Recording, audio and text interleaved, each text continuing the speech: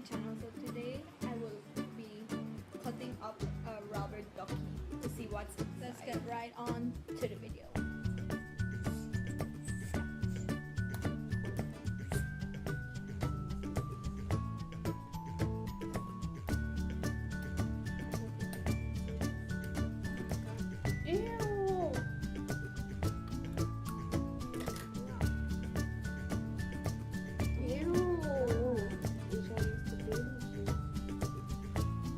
Okay guys, so there you have it. We cut open the rubber ducky and there was mold inside. I believe that if anyone has kids with rubber duckies, you should not let your kids play with it because then they will put it in their mouth and it has. So don't forget to like, comment and subscribe down